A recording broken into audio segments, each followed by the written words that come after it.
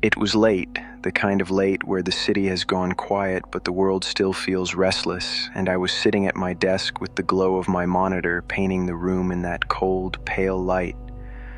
My coffee had gone cold an hour ago, but I kept it beside me, more for comfort than caffeine, as I clicked through a list of meetings I was supposed to join the next morning.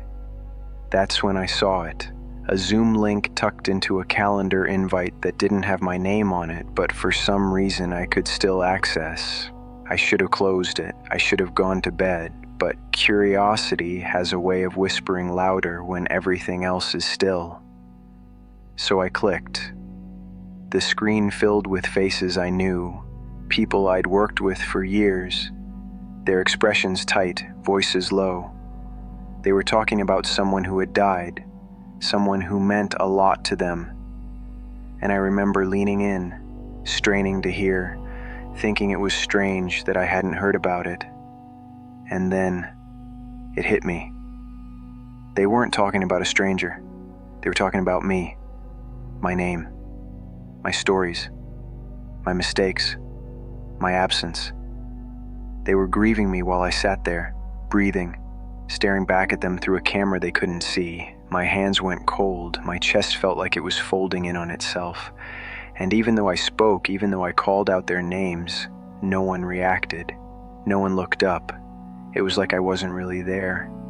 If you want to know the rest of what happened in that meeting, stay with me. And if you haven't yet, subscribe so you don't miss what I'm about to tell you. My name is Daniel. I've been working as an IT support specialist for a mid-sized law firm in Boston for just under a decade. 10 years is long enough to see the seasons change through the same office windows, long enough to know which hallway light flickers after 6 p.m., and long enough to recognize the exact tone in a coworker's voice when something's about to go wrong. My job isn't glamorous, but it's dependable. I troubleshoot remote connections, reset passwords, monitor updates that most people click remind me later on, and occasionally, I help a panicked partner recover the document they swore they saved.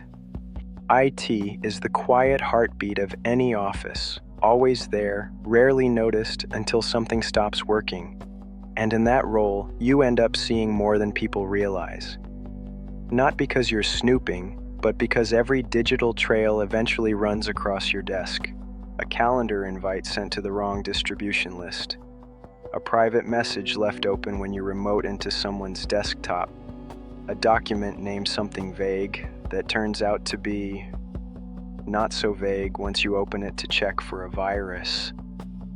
Most of it is harmless, just little fragments of human life. Someone shopping for engagement rings during lunch. Someone else updating their resume while pretending to work on a case file. You learn to pretend you didn't see. That's one of the unspoken rules in IT. You're not just fixing machines, you're protecting people's privacy, even when they make it almost impossible. So you build mental walls. You learn to scan for only what matters. The error, the glitch, the thing you were called in to fix.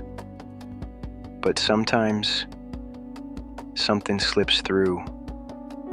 Not because you went looking for it, but because it was placed in your path in a way you couldn't avoid. Something you weren't meant to see, but once you do, you can't unsee it.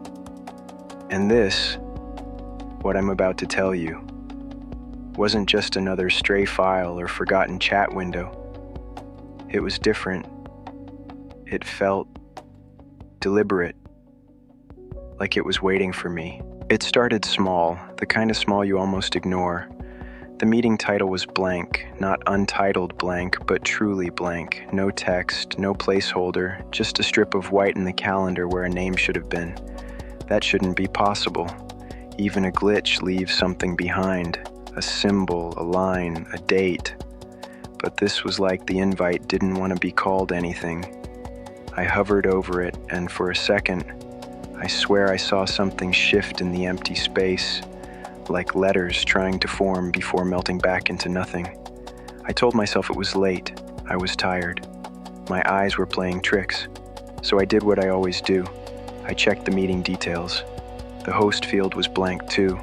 The invite list, blank. No origin, no sender, no owner. It was like the meeting didn't exist, and yet, there it was, sitting in my calendar like it had every right to be there. I should have closed it right then. Should have gone to bed and forgotten about it. But you have to understand something about me. 10 years in IT teaches you that the things that shouldn't be possible are often the ones worth looking into. So I clicked.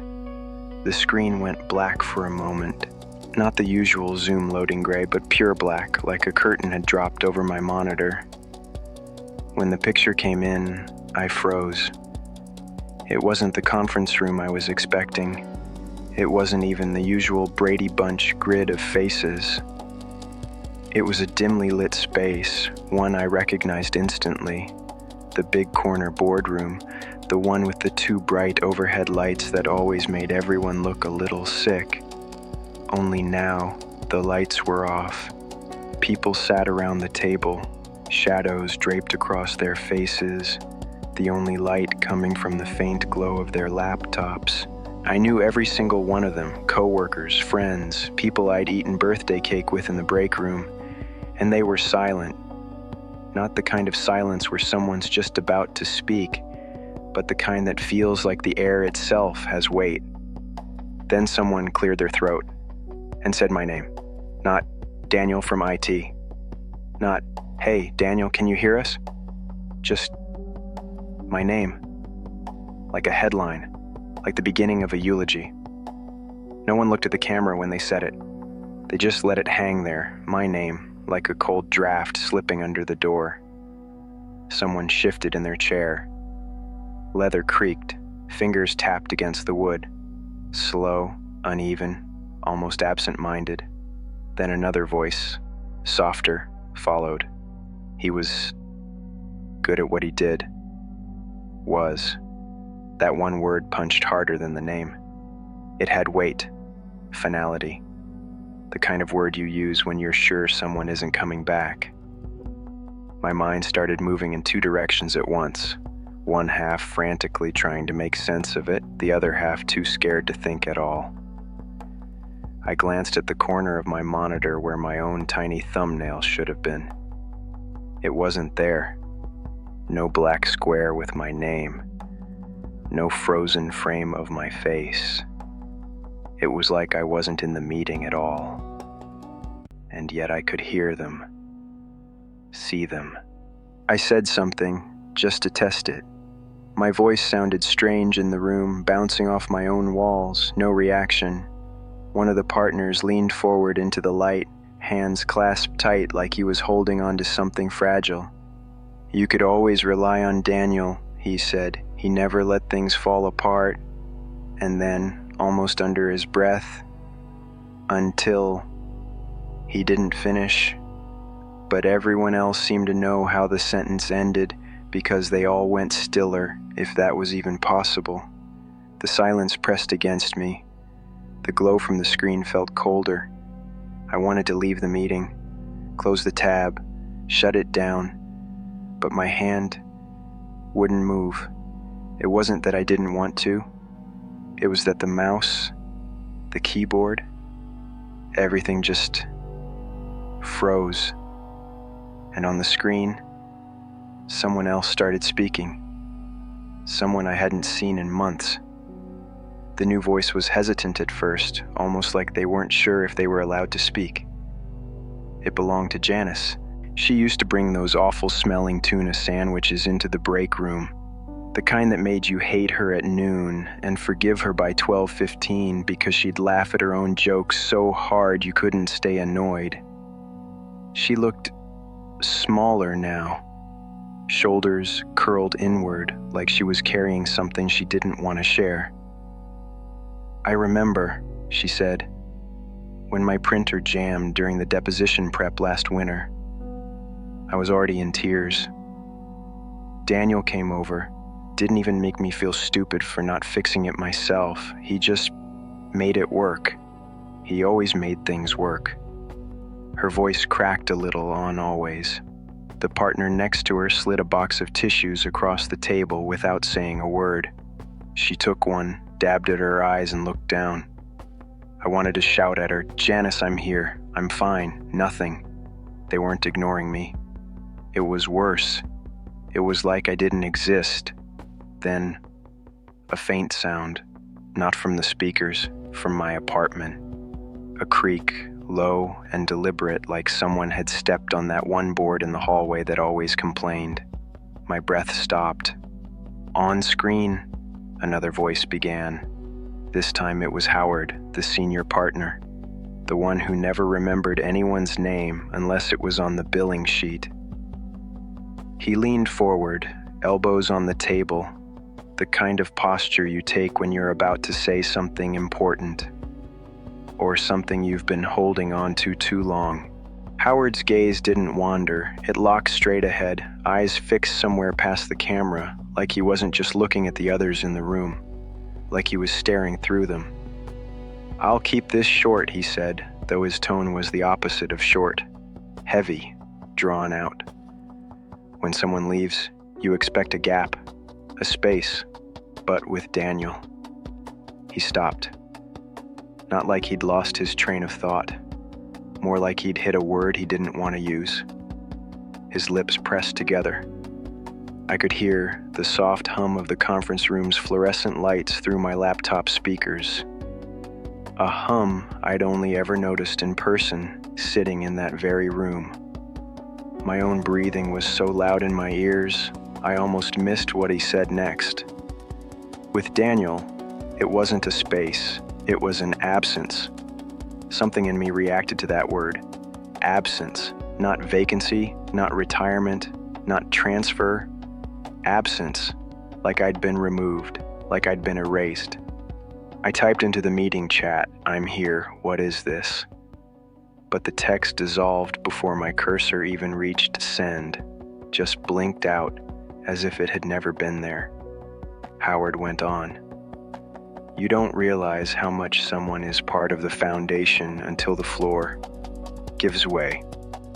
There were nods around the table, not sad, not shocked, just knowing. And in the reflection of the glass wall behind him, I thought I saw something impossible. The seats around that table weren't full. Not just empty chairs, but shadows of chairs. Like the room was echoing itself. Maria's voice cracked just a little as she spoke again. During lockdown, when the whole place went remote and everyone was losing their minds, Daniel was the only one who'd answer my calls at 2 a.m. She gave a small, forced laugh. He'd pretend it was nothing. Just, "Go on, reboot it, kid, you'll be fine." But I could tell he'd been up already, checking in on everyone before they even asked. Someone else, I think it was Carla from HR, added, "He mailed me a spare headset from his own stash when mine broke. Wouldn't even let me pay him back. Said HR keeps the lights on. I'm just making sure you can see the switch." They all smiled at that, and every smile was a knife. I wanted to tell them I remembered all of it, that I could still picture the glow of my laptop in the dark, the sound of rain against my apartment window as I walked people through fixing printers and passwords, even when I hadn't slept in 2 days. But the chat window stayed empty. The participants list still didn't show my name. Howard spoke again, slower now. I don't think any of us realized how much he carried. Quiet people are like that. They keep holding the weight until... He trailed off, eyes dropping to the table again. My stomach twisted. Until what? What did they think happened? And then I heard it again. That faint clicking. Louder this time, bleeding into my headphones. I glanced at the corner of the screen. The source wasn't my computer. It was coming from inside the call. Carla kept talking, but it was the way she said it that made my skin crawl. "You know what I miss most?" she said. The way Daniel would hum, real soft, when he thought no one was listening. Same song, Always the same song. She smiled, but it didn't look like grief. More like nostalgia sharpened to a point. Howard nodded slowly, his gaze still down. Yeah, that song. We heard it again last night. My breath caught. I hadn't hummed anything in months. On the screen, Maria's video glitched for just a second. Her face froze mid-blink, but her lips kept moving, faster than her voice. Like the video and audio weren't speaking the same language anymore. I leaned closer, squinting, trying to read her lips. It wasn't English, it wasn't any language I knew. But the rhythm, it was the same as that Morse code. A notification flashed in the corner of my screen. A chat request. Not from Zoom, not from any app I recognized, just a black box with white text, "Stop listening." I froze. No one else reacted. They kept talking, sharing stories like they were passing around photographs at a wake. Then Howard's voice cut through. "Do you remember," he said slowly, "what he looked like at the end?" The others went quiet again. Carla's smile vanished. "Don't," she whispered. "Not here." The clicking started again, faster this time, and even before I translated it, I knew what it was saying. Leave.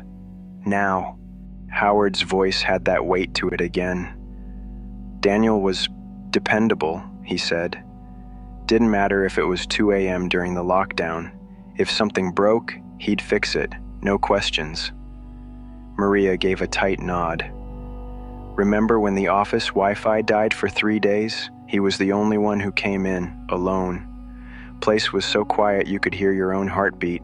He stayed until it was fixed. She hesitated, her eyes flicking off screen. Or until we thought it was fixed. A few people gave thin laughs, but they weren't really laughing. I remembered that week. I remembered walking the halls with the lights half off, server fans humming like distant whispers. I remembered hearing footsteps that weren't mine. On the call, Carla leaned in, her camera too close to her face. "But what I'll never forget," she said, "was the last thing he said to me." She glanced left, as if checking whether someone else would object. No one did. He said, "Don't trust the reflection." I almost spoke up. I never said that. But then my own monitor flickered. For a single second, the Zoom call was gone, and I was staring at myself, same room, same chair. But behind me, in the reflection of my darkened window, there were other people.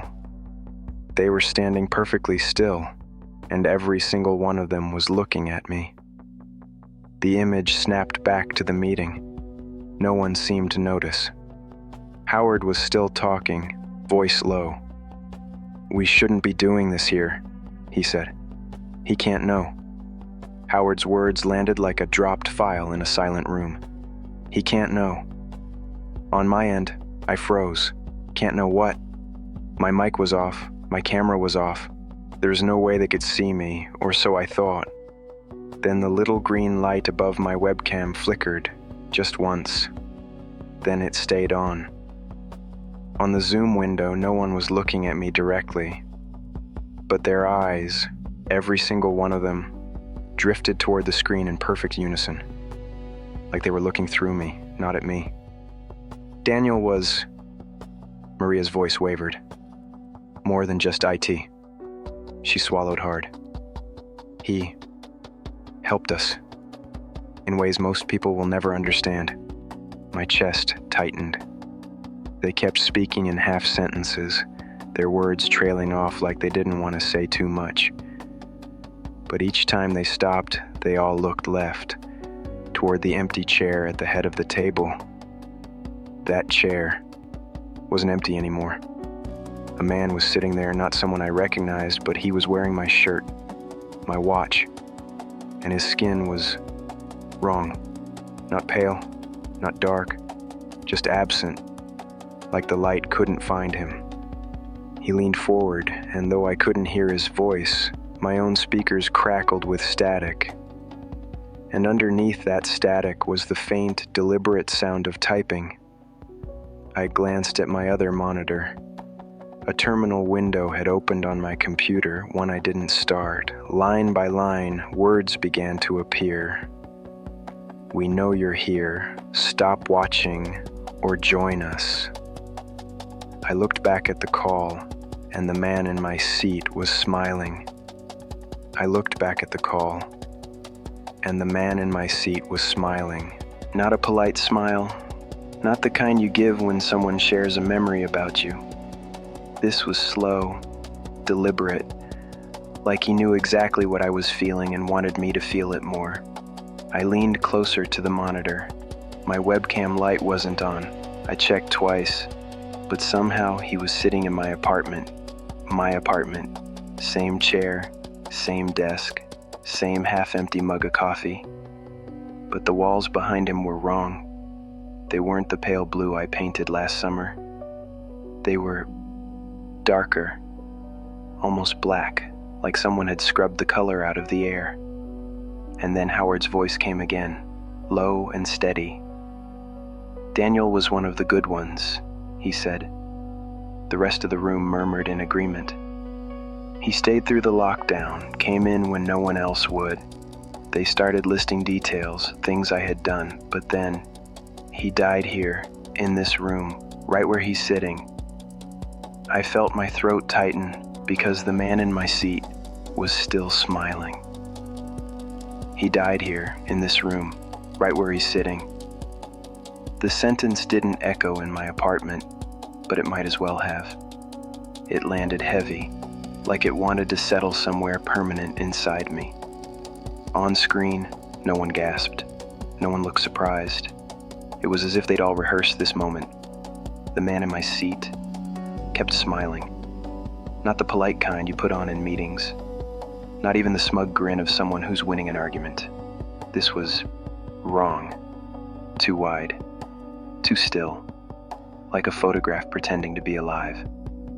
I told myself it was just the video feed lagging. That maybe the lighting was strange. But then his eyes moved. Only his eyes. Tracking each person who spoke like he already knew what they were going to say. Howard leaned back in his chair and gestured toward the empty space on the table in front of the man. It's fitting in a way, he said. He spent more hours here during lockdown than anyone else, always the first to log in, always the last to leave, always watching.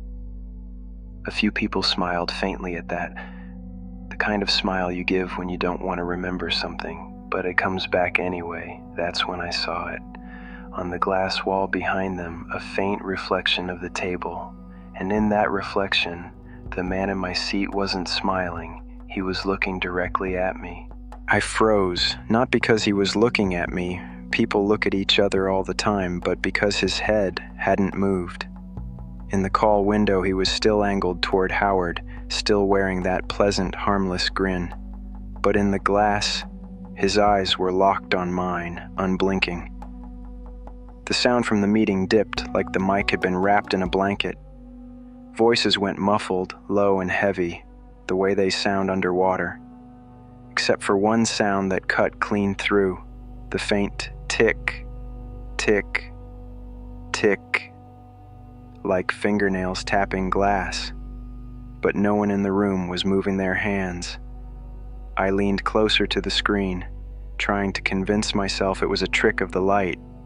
Maybe the reflection belonged to someone else. Maybe my brain was stitching two images together. But then the reflection blinked. Once. Slow. Like it knew I was counting. And just before the sound came rushing back into my headphones, his lips, only in the reflection, moved, forming three words. I couldn't hear them, but I could read them. It's your turn. I blinked. The sound of the meeting returned all at once, a jumble of voices, papers rustling, the faint hum of the HVAC in their room. But my eyes, they wouldn't leave the reflection. On the screen, the man in my seat was smiling again. In the glass wall behind him, he wasn't. In the glass, his eyes were locked on mine, unblinking. I leaned forward, trying to catch the exact angle, my heart hammering so hard it made the cursor on my mouse shake. That's when I realized the reflection's mouth was still moving, but not in sync with him, not even close. I couldn't hear the words. The call audio was too loud, so I did something I wish I hadn't. I muted the meeting, and in that silence, I heard it. 3 words, whispered so close to my ear, I felt my skin rise in goosebumps. "It's your turn." The words clung to me like a cold draft, even though the windows in my apartment were shut tight. I unmuted the meeting, pretending nothing had happened, pretending I wasn't breathing shallow like someone had just whispered from under my desk. On screen, the man in my seat was nodding at something Howard had said. In the reflection, he was still staring at me, and now his hands were moving, slowly, deliberately, like he was counting. 1 finger, 2, 3.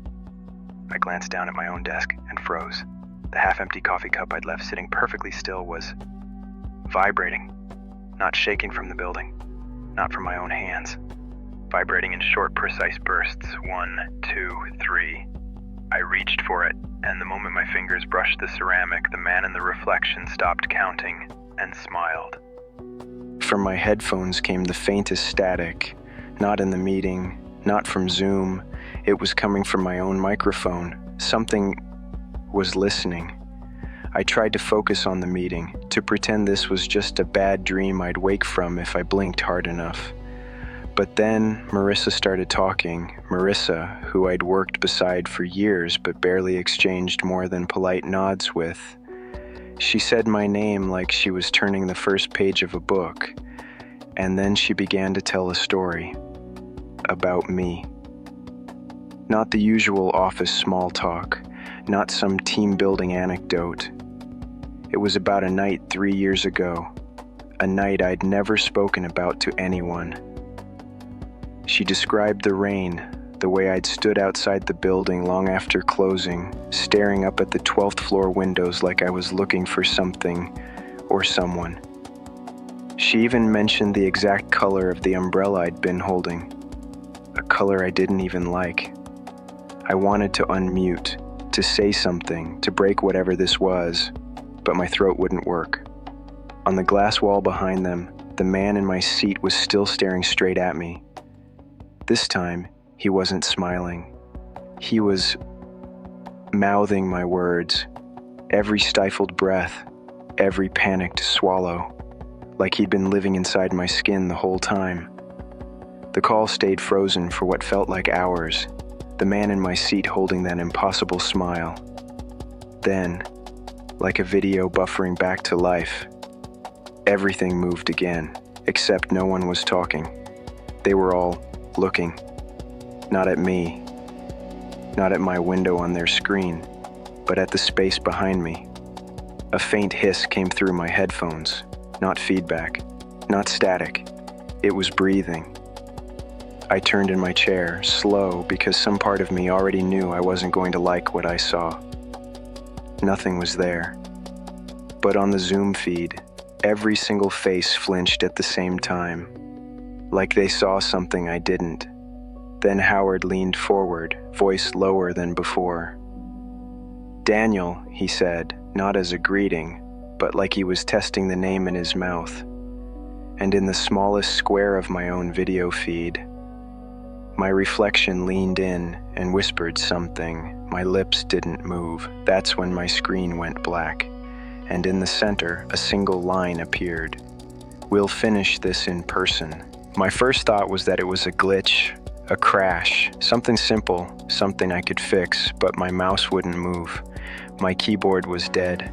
The glow from the monitor was the only light in the room, and it was holding that message like it was burned into the screen. "We'll finish this in person." I reached for the power button, and that's when I noticed it. The faintest movement. In the black reflection of my monitor, behind my shoulder, just at the edge of the frame, a shadow leaning where no shadow should be. I spun my chair. Nothing. Just my apartment. Silent and still. When I looked back, the screen wasn't black anymore. It was the meeting again. Everyone was gone, except the man in my seat. Only now he wasn't in the office boardroom. He was here, in my apartment, sitting where I was sitting, like I was the one on the call now. He tilted his head, studying me the way you'd study a photograph you're sure is wrong somehow. And then, without opening his mouth, I heard him say, inside my head, "Don't turn around." I froze, not because I believed him, but because the voice didn't feel like it came from outside me. It was like it had been dropped into my thoughts, bypassing my ears entirely. The glow from the monitor seemed dimmer now, like the light was draining out of the room. I could still make out my reflection in the screen, but it didn't match my movements exactly. When I blinked, it kept staring. When I shifted in my chair, it stayed perfectly still. "Don't turn around." The words repeated, softer this time, but sharper, like a whisper dragged across glass. My breathing was too loud for a room that wasn't supposed to have anyone else in it. I told myself it was just exhaustion. 10 years in IT teaches you to recognize the signs of burnout, how shadows stretch wrong when you've been staring at screens too long. But then, I heard it, a sound so quiet it could have been nothing. The faint click of a shoe against my apartment floor, directly behind me. The hair on my arms lifted, and still, my reflection didn't move. It just smiled. I stayed still, not because I was brave, but because every nerve in my body was convinced that moving would mean something noticed me. The hum of my computer fan had turned into a kind of low, uneven breath. Or maybe it wasn't the fan.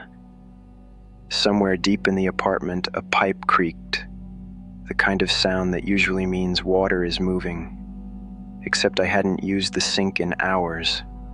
My reflection's smile widened, a fraction too far for a human face. And in the glow of the screen, its teeth looked sharper than mine. I swallowed. The sound seemed loud, too loud, like whoever was behind me could hear the shape of my fear. "We'll finish this in person." The words from before looped in my head, but the longer I sat there, the more I realized they didn't sound like a threat. They sounded like a promise. Another sound, not a creak this time, a slow, deliberate drag. Something heavy sliding across the floorboards, getting closer, and still. I didn't turn around, because I was starting to understand that whatever was behind me might not need me to look to know I was here. The drag stopped, not far, just right behind my chair. The air felt heavier now, like someone had cracked a window in a storm, pulling everything toward one point. I could feel it tugging at my shirt, my hair. I told myself I could still close the laptop, that this was just some kind of glitch, a bad dream brought on by too much coffee and too little sleep. But when I reached for the lid, my hand didn't feel like my own. It felt guided, slow, as if something was waiting for me to open it wider. Then, faint at first, I heard it. My own voice, not from my mouth, from behind me. Repeating the last thing I'd said on that Zoom call hours ago, word for word, but backwards. The hairs on my neck rose so fast they hurt, and in the screen's reflection, the man in my seat leaned forward, closer, closer, until his face filled the entire reflection, and I saw that his eyes weren't my eyes at all. They were black, not empty, full of something I couldn't name, and then his mouth opened, not wide, not a scream, just enough for something to slip out. It wasn't breath, it wasn't words. It was a sound I knew, but had never heard like this before. the Zoom notification chime. Stretched, dragged, lowered to a pitch that felt like it was vibrating in my teeth. And as it rang, the black in his eyes began to spill outward, not dripping, crawling, across the reflection, across the glass wall, reaching for me in jagged branching lines. I yanked my gaze away from the reflection to my actual screen and froze. The meeting was no longer showing faces. It was showing my apartment, not a feed from my camera, from behind me. The man in my seat wasn't in the Zoom call anymore. He was here. The drag stopped, not far, just right behind my chair. The air felt heavier now, like someone had cracked a window in a storm, pulling everything toward one point. I could feel it tugging at my shirt, my hair. I told myself I could still close the laptop, that this was just some kind of glitch, a bad dream brought on by too much coffee and too little sleep. But when I reached for the lid, my hand didn't feel like my own. It felt guided, slow, as if something was waiting for me to open it wider. Then, faint at first, I heard it, my own voice, not from my mouth, from behind me, repeating the last thing I'd said on that Zoom call hours ago, word for word, but backwards. The hairs on my neck rose so fast they hurt, and in the screen's reflection, the man in my seat leaned forward, closer, closer, until his face filled the entire reflection, and I saw that his eyes weren't my eyes at all. They were black, not empty, full of something I couldn't name. And then, his mouth opened, not wide, not a scream, just enough for something to slip out. It wasn't breath, it wasn't words. It was a sound I knew but had never heard like this before. The Zoom notification chime, stretched, dragged, lowered to a pitch that felt like it was vibrating in my teeth. And as it rang, the black in his eyes began to spill outward, not dripping, crawling, across the reflection, across the glass wall, reaching for me in jagged branching lines. I yanked my gaze away from the reflection to my actual screen and froze. The meeting was no longer showing faces. It was showing my apartment, not a feed from my camera, from behind me. The man in my seat wasn't in the Zoom call anymore. He was here, didn't turn around. I couldn't. The feed on my monitor was moving toward me step by step, like whoever was holding the camera knew exactly how many breaths I had left before I'd break. The black lines from the reflection were on my walls now, jagged cracks that weren't cracks. They were opening. And just before the figure in the feed reached the back of my chair, the Zoom call cut to black. Then, in the same flat, system font letters as before, "Don't look away." I sat there, not moving, not blinking, afraid that whatever was behind me only existed if I acknowledged it. But then, a warm breath grazed my ear, and a voice, not in my headphones but inside my head, whispered, "You're late." I froze. The air in my apartment felt heavier, as if the walls had drawn closer without moving. My cursor still hovered over the dead Zoom window, but the meeting link had vanished, replaced by a gray box that read, "Meeting ended 2 minutes ago." 2 minutes, but I'd been sitting here for nearly an hour. My phone buzzed on the desk, no name on the screen, just an unknown number. Against every shred of instinct, I answered. A chorus of overlapping voices poured through the speaker, familiar voices, ones I just heard on that call, each of them saying my name over and over, but slightly off, like they'd learned to pronounce it by reading it somewhere cold, somewhere final. Then one voice broke through the others, low, calm. "Check your hallway." The line went dead. I turned, slowly, toward my apartment door. And there, sliding under the narrow gap, was a folded piece of paper. It didn't come fast. Not like in the movies where a note is shoved under the door in one smooth motion. This took its time. The paper inched forward, stopping halfway, like whoever was on the other side wanted me to notice the way it crawled toward me. The edge was bent, smudged. One corner looked damp, like it had been in someone's hand too long. I didn't move at first, just sat there, listening. The air felt thick, like it had weight. And the silence from the hallway wasn't empty, it was waiting. I told myself to get up, to grab the paper. Instead, I found myself staring at the bottom of my door. The gap glowed faintly with the hallway light, but every so often, something would pass in front of it, a shadow, slow, deliberate. Then, nothing. I reached for my phone, my fingers clumsy, slick with sweat. Should I call someone? The police? What would I even say? Someone slipped me a note and I'm too scared to read it? From the hallway, a floorboard groaned. My breath hitched. It wasn't the sound itself. It was how close it was to my door. I swallowed hard, stood up, and took one step forward. The paper waited for me. So still, so small. And yet it felt like the most dangerous thing in the world. I took another step. The old hardwood groaned under my weight, a sound that felt too loud in the stillness.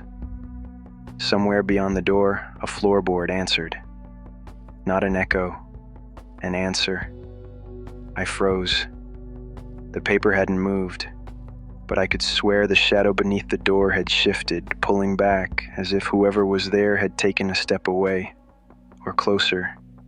I leaned in, my heartbeat sinking with the low hum of the fridge in the kitchen. And that's when I heard it. Faint, almost polite. A knock, 3 taps, slow, deliberate. My throat went dry.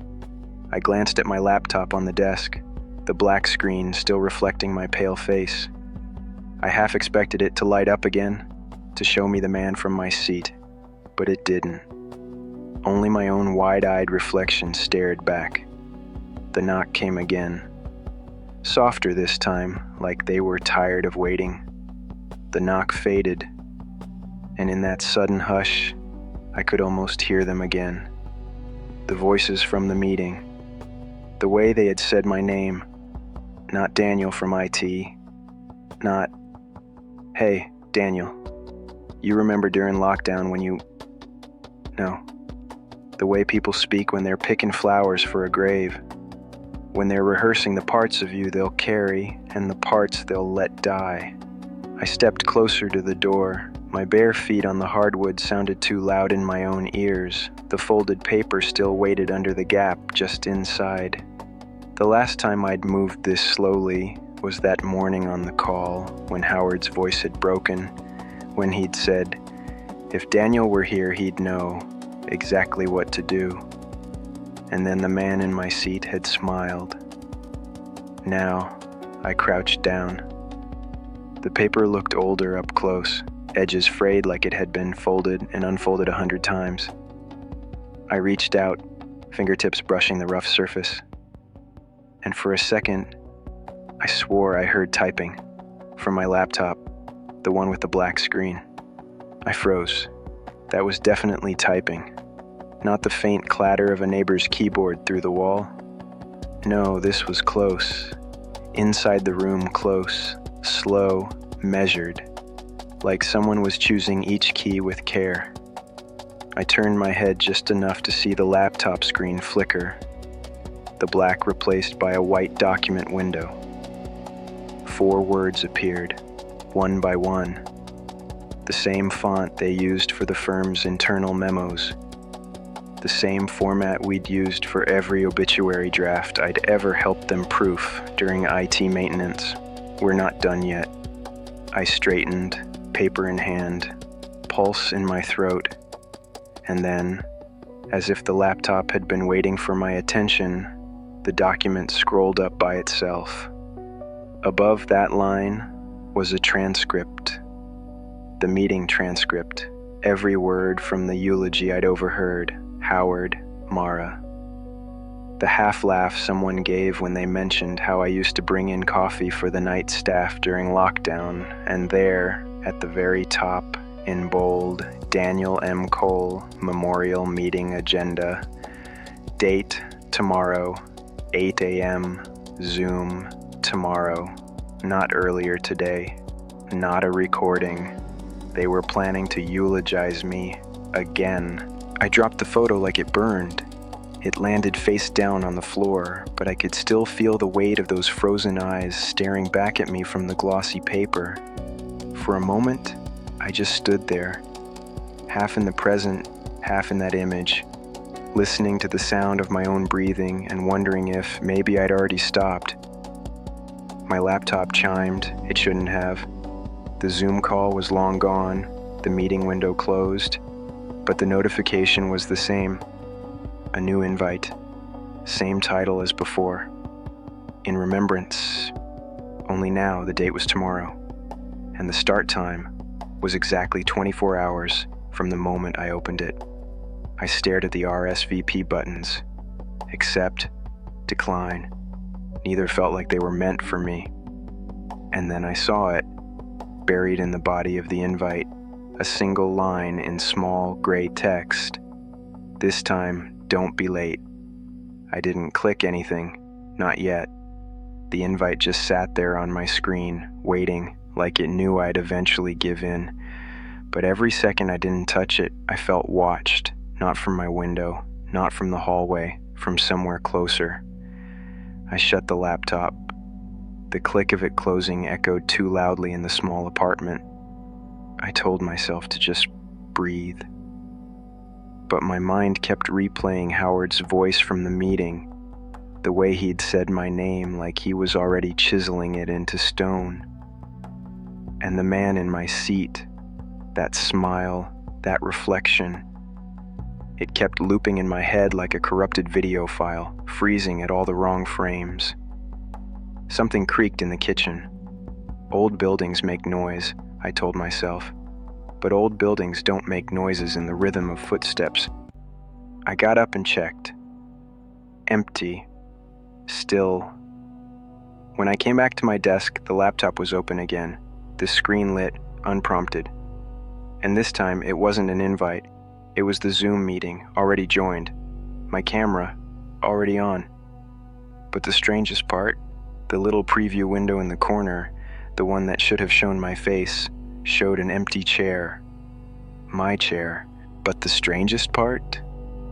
The little preview window in the corner, the one that should have shown my face, showed an empty chair.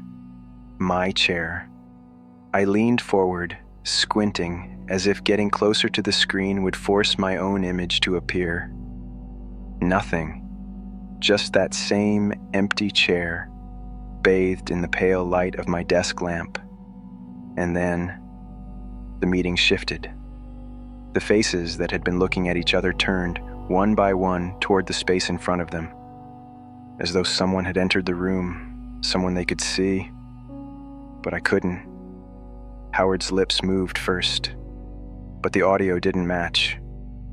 What I heard was the faint crackle of static, but I could read his words perfectly. He's still here. The others nodded, slow, deliberate, like they were agreeing to something unspoken. A slideshow began to flicker on the screen. At first, I thought it was just office photos, the kind HR keeps for retirement parties. But these weren't from the office. They were from my life, me in my apartment, me walking home at night, me sleeping. I hadn't taken them. My breath caught, sharp and shallow, as the slideshow rolled on, and then it stopped on one final image, not a photo, a live feed of my empty chair. What do you think? The feed didn't move at first. It was just still. The dim corner of my apartment, lit by the street lamp outside. My chair, angled slightly from the desk, exactly the way I'd left it. But the longer I stared, the more I realized the image wasn't frozen. A faint pixel shimmer moved along the edges. Somewhere in the background, my curtains swayed, Except the window wasn't open, and behind all of that, the audio was still going, Howard's voice. Only now it didn't sound like Howard. It was warped, lower, like he was speaking through a badly tuned radio. Daniel was helpful, especially in lockdown, always watching over us. Another voice. Marion from payroll. He's still watching. I leaned forward, the hairs on my arms rising, because Marion wasn't looking at anyone on her end of the call. She was looking at me. Not through the camera, through the feed, through the image of my empty chair. And then, without moving his head, the man who had been sitting in my seat earlier stepped into frame. Slow, measured. He stood behind the chair, resting his hands on it as if claiming it. The others fell silent. Every single one of them now stared directly at him, or maybe at me. And then, faint but clear, all of them, in unison, whispered, "Daniel, come back." Their lips moved together, perfectly in sync, like they'd rehearsed it. "Daniel, come back." The words weren't loud, but in my headphones they didn't sound like words anymore. They sounded wet, like something breathing through water. I flinched and looked down, and for a split second the grainy Zoom feed seemed to ripple, as if I were looking at it through the surface of a pond. And then, in that warped reflection, the man in my seat reached forward, through the distortion, his hand pressing against the inside of my screen. The glass bulged, once, twice, like something testing the strength of a wall. A hairline crack split across my monitor, and that's when I realized it wasn't glass on his side, it was glass on mine. The crack spidered out with a sharp ping, and before I could pull my face away, a thin bead of water slid down the screen and landed on my desk.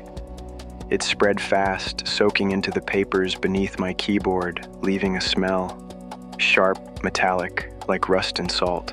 The Zoom feed blinked once, twice, then vanished. In its place, black screen, white text. Open the door. I froze, because from the hallway, so close it might as well have been inside, came the sound of water dripping onto carpet, and then slow, deliberate footsteps, squishing. They stopped right outside my apartment. The air in my lungs turned to stone. The whisper of my name still echoed in my ears, somewhere between a plea and a command. I took a step toward the door. The floorboards groaned, and something on the other side shifted in response, slow, heavy, like someone leaning their full weight closer. A faint smell crept under the door, metallic, like pennies soaked in rain, and beneath it, the soft, irregular tap, tap, tap of water dripping. Only, my hallway doesn't have any pipes. My hand hovered over the lock. The peephole was just inches away, but I couldn't bring myself to look through it. I knew, with a kind of bone-deep certainty, that if I did, I wouldn't see the hallway I knew. I swallowed hard. The paper they'd slid under the door was still at my feet. Its edge fluttered against the floor, though there was no draft. Finally, I bent down and picked it up. One word was scrawled in black marker, a word I'd only seen once before, on my own headstone. The knock didn't come again. Instead, the sound changed, a slow scrape, metal against wood, like someone was dragging a key along the length of my door. Then, the click of the lock turning, on its own. My breath hitched. Every muscle in my body screamed to run, but my legs stayed rooted. The handle twitched once, twice, and then it began to turn. The door opened no more than an inch, enough for a wedge of darkness to spill inside. And in that darkness, two pale fingers curled around the edge of the door. They pushed it open wider, not fast, no rush, like they had all the time in the world. Standing there in the hallway was the man from my seat. Only now he wasn't smiling, and he wasn't alone. Behind him, my coworkers, every single one, crowded into the narrow hallway, faces slack, eyes locked on me. Howard's voice broke the silence. "Time to finish the meeting, Daniel." I bent down, fingers trembling, and picked up the folded paper. It felt warm, like it had been held in someone's hand just seconds ago. I opened it slowly. 3 words, written in my handwriting. "You're already here." I froze. My brain tried to find the logic in it. Maybe someone had forged it, maybe it was an old note I'd thrown away. But before I could process, the lights in the hallway flickered once, twice, and then went out completely. From the darkness, footsteps, slow, measured, coming closer. And then, in the black, my laptop screen lit up on its own. The Zoom call was still open. Every single one of my coworkers was leaning in toward their cameras, smiling, waiting. The faces on the screen didn't blink, not once. One by one, they began to speak, not in sentences, not even in words I could understand, just syllables, low, wet, and wrong, and yet somehow, I knew they were still talking about me, still remembering me, still burying me. Then the man in my seat, the one who had been smiling since the beginning, leaned forward until his face filled the screen. I could see every detail. The faint scar above his eyebrow, the pale flecks in his dark eyes. They were my eyes. He didn't speak. He just raised his hand and knocked 3 times. From the hallway, in the real world, the sound answered back. 3 knocks. I spun toward the door. A shadow passed under it, long, thin, still. I turned back to the screen. It was blank. No faces, no man in my seat, just a single line of text. "It's time to join your own meeting." The words on the screen